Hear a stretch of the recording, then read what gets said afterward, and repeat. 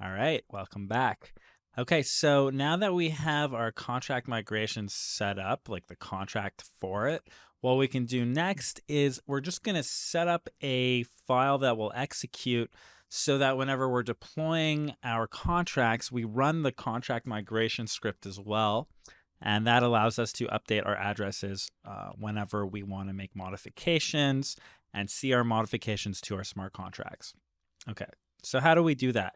Well, we want to go to our migrations folder at the top here, and we're going to create a new file in our migrations folder. New file, and we're going to call it run_migrations.js. Now, once we're in our oops, let me just close these. Make sure we save. Config, JSON. Okay, so what is the first thing that we want to do in our run migrations file? What do you think is the first thing that we want to do? Well, the first thing that we want to do is, of course, we want to grab our contract. We want to grab this migrations.sol contract. So how do we do that? Well, we do that by creating a constant variable over here.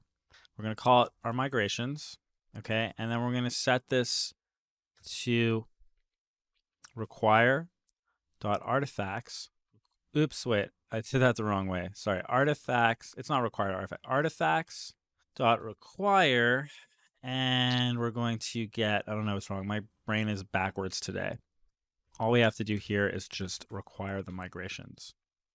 And we don't actually have to set where, because we have our configuration, remember, which knows that it's in our contracts. Our contract directory is over here.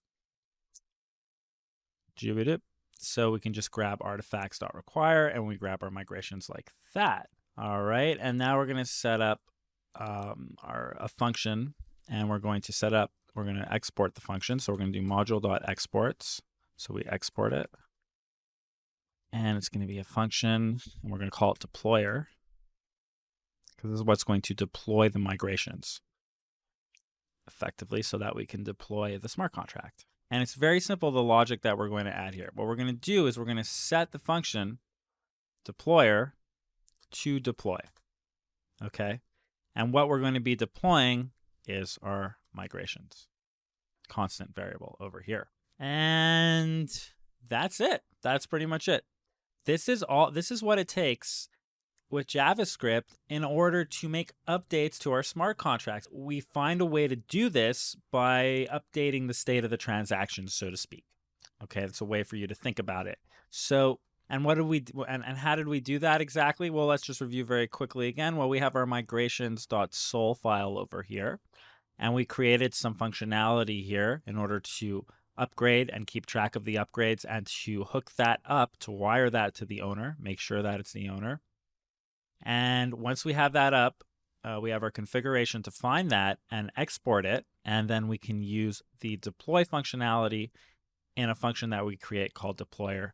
And we set it to that contract, the migrations contract that we created. Awesome. And now that we have this done, this very simple couple lines of code, we are effectively able to now migrate our contracts. We have our development contracts, and we have our entire environment set up now. We can finally start writing out our smart contracts. We're good to go here. So excellent work. If you understand how some of these things are working now and how we can be interacting with Solidity and JavaScript with each other, and you're starting to get a sense of this, then that's amazing. If not, and you're still really confused about this initial code and what we've written out so far, really, honestly, don't feel bad about that. Don't be too. I promise once we start writing out some code for our contracts in the next couple videos, things are going to really start to make a lot more sense, because we're going to start to see these things up and running and in action. We're going to be able to keep track, and we'll be able to verify these transactions with our console and Ganache and